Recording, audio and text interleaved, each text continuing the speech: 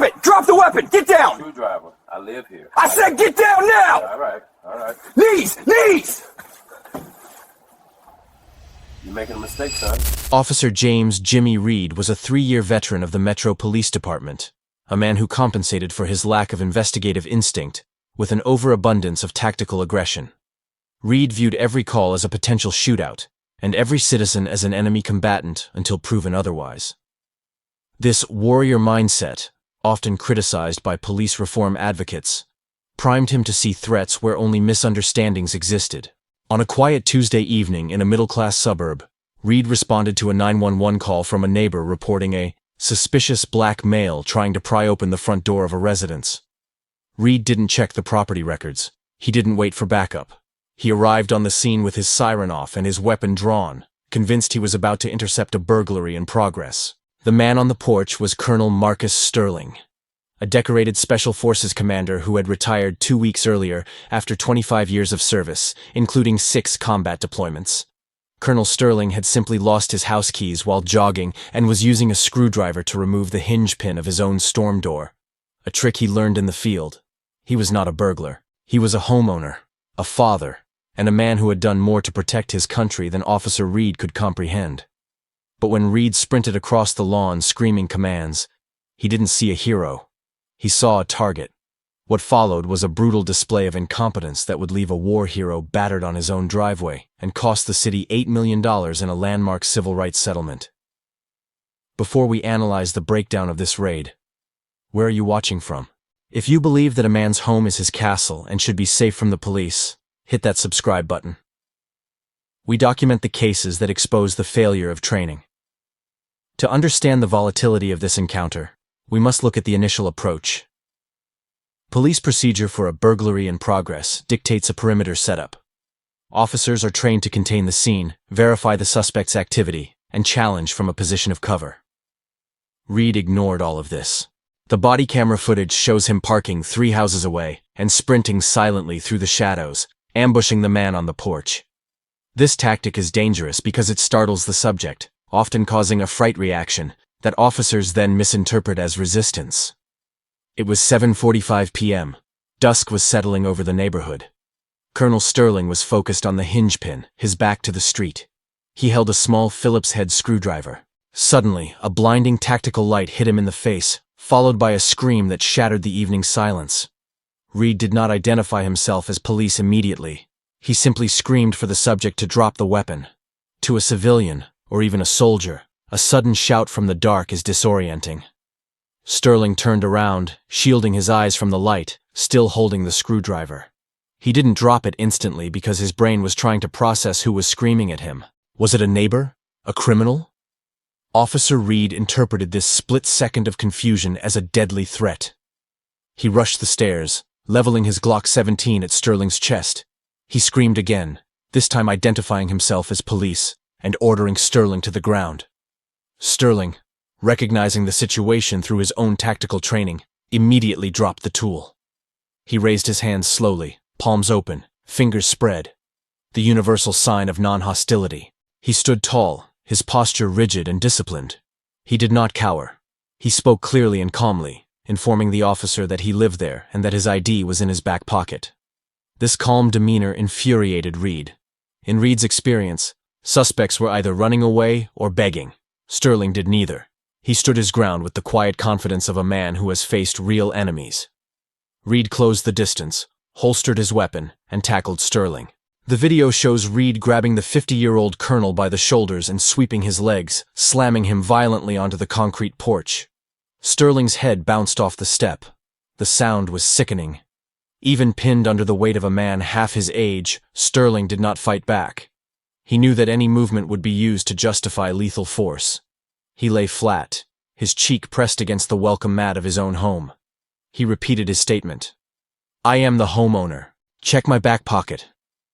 Reed ignored him. He drove his knee into Sterling's lower back, applying a pain compliance hold designed to subdue violent felons. He handcuffed Sterling tightly, pulling his arms back at an angle that strained the rotator cuffs. Reed then dragged Sterling off the porch and down the driveway, dumping him on the lawn like a discarded object. Neighbors began to come outside. The woman who had called 911 watched in horror. She had reported a suspicious person, thinking it was a stranger. Now, under the streetlights, she recognized her neighbor, the nice man who waved when he jogged. She ran toward the officer, screaming that he had the wrong man, that it was Colonel Sterling. Reed shouted at her to get back or she would be arrested for obstruction. He was in a state of auditory exclusion, hearing only his own adrenaline. He believed he had just taken down a dangerous criminal who broke into a house with a weapon. He got on his radio and proudly announced, "One in custody." Sterling, bleeding from a cut above his eye, looked up from the grass. He didn't yell. He didn't curse. He looked at Reed's badge number and memorized it. He asked for a supervisor. Reed laughed, telling him he would see a judge, not a supervisor. When backup arrived, a sergeant stepped out of his vehicle. He knew the neighborhood well. He saw the man on the ground. He saw the military haircut.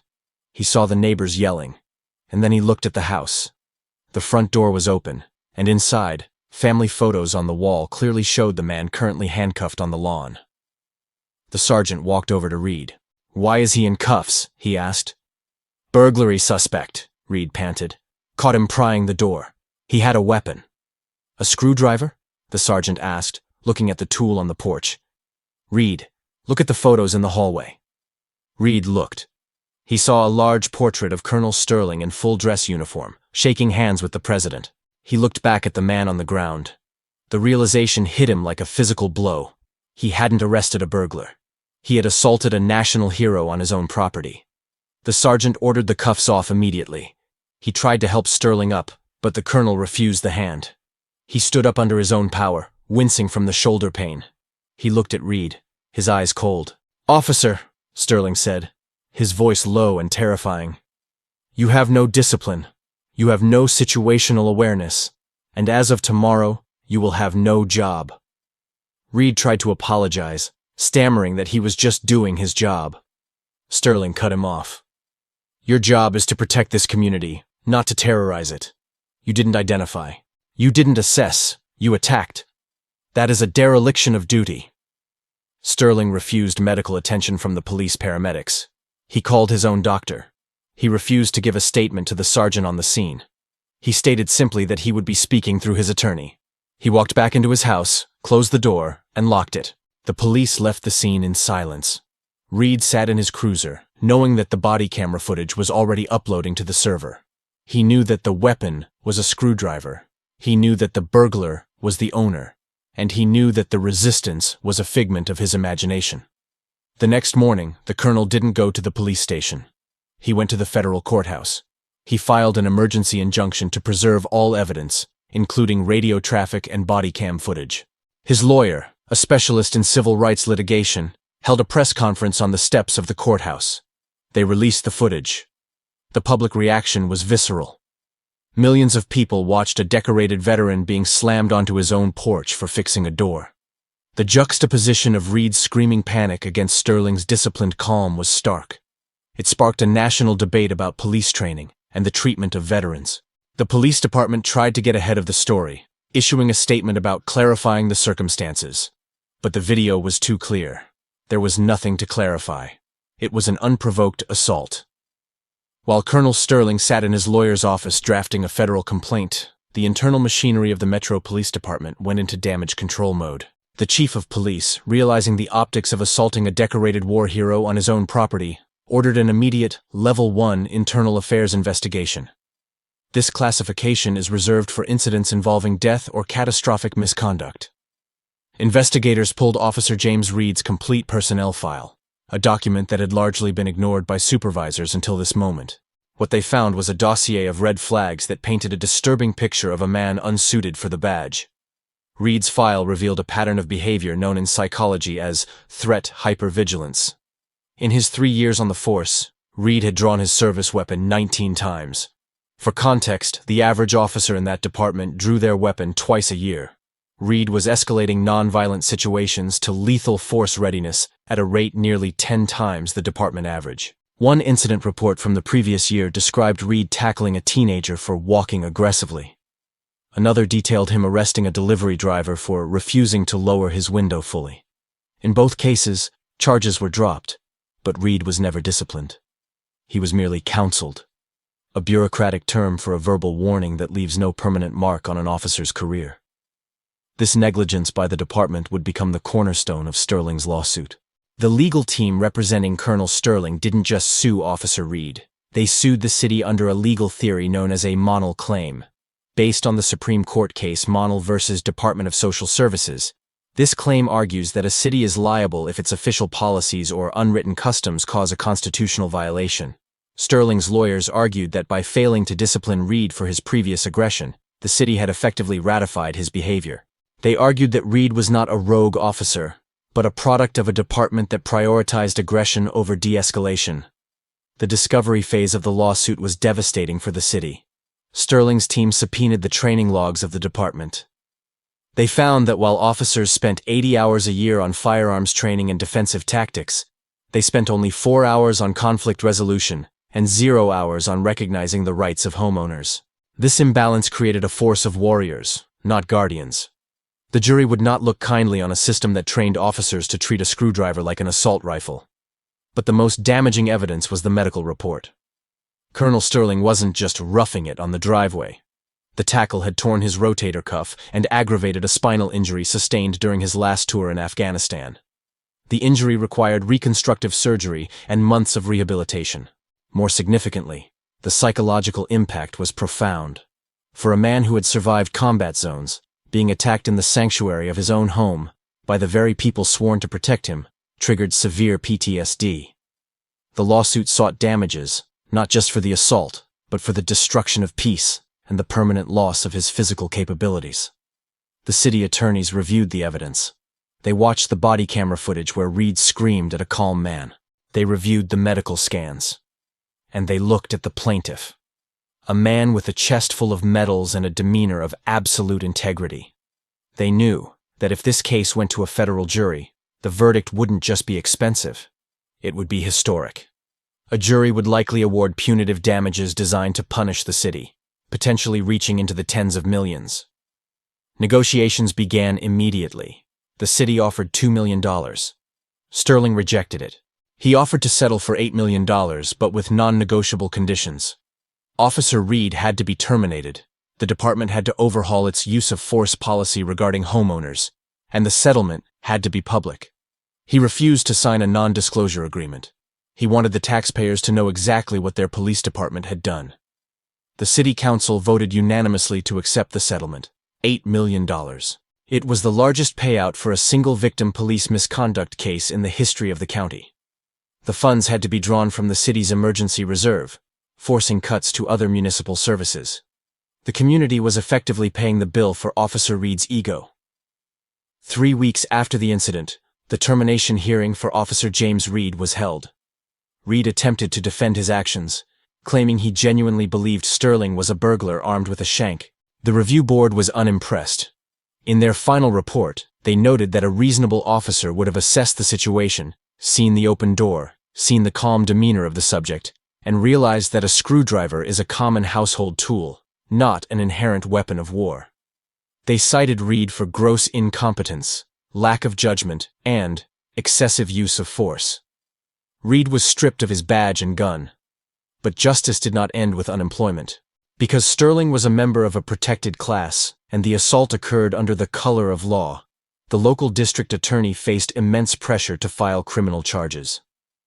6 months later, James Reed was indicted on 1 count of assault in the 2nd degree, and 1 count of official misconduct. While he avoided prison time by pleading guilty to a lesser charge of misdemeanor assault, the conviction ensured he was placed on the National Decertification Index. James Reed can never work in law enforcement or private armed security again in the United States. The aftermath of Operation Homefront reshaped the city's policing landscape. The police chief was forced to resign following a vote of no confidence by the city council. The new administration implemented the Sterling Protocol, a mandatory checklist officers must follow when responding to property crimes, emphasizing verification of ownership before the use of force. Colonel Sterling underwent 2 surgeries to repair his shoulder. He regained most of his mobility, though he can no longer lift heavy weights or participate in the intense physical training he once loved. He used a significant portion of his settlement to establish a foundation that provides legal assistance to veterans who have been mistreated by law enforcement. In a press conference following the settlement, Sterling stood before the cameras, his arm in a sling, and delivered a message that resonated across the nation. He stated that he did not fight back against Officer Reed not because he couldn't, but because he knew that if he raised a hand, he would be dead. He highlighted the terrifying reality that for a black man in America, even a special forces colonel, compliance is the only survival strategy, and even then, it offers no guarantee of safety. This case serves as a grim reminder that a badge does not grant the ability to see the truth. It only grants the power to act on one's perception. When that perception is clouded by bias and poor training, the results are catastrophic. Officer Reed saw a criminal where he should have seen a neighbor. He saw a weapon where he should have seen a tool. And in his rush to be a hero, he became the villain of his own story. James Reed is currently working in logistics for a warehouse distribution center. He refused all requests for interviews. The neighborhood of Oak Creek has slowly returned to quiet, but the trust in the police department remains fractured. Residents now hesitate to call 911, fearing that the help might be more dangerous than the problem. What do you think? Was the $8 million settlement fair compensation for the physical and psychological trauma inflicted on a war hero? Should officers face mandatory prison time for assaulting innocent citizens? Let us know in the comments below. This has been Case File 930 from the American Dossier. We expose the system so you can understand the stakes. Make sure you're subscribed for the next briefing. Case closed.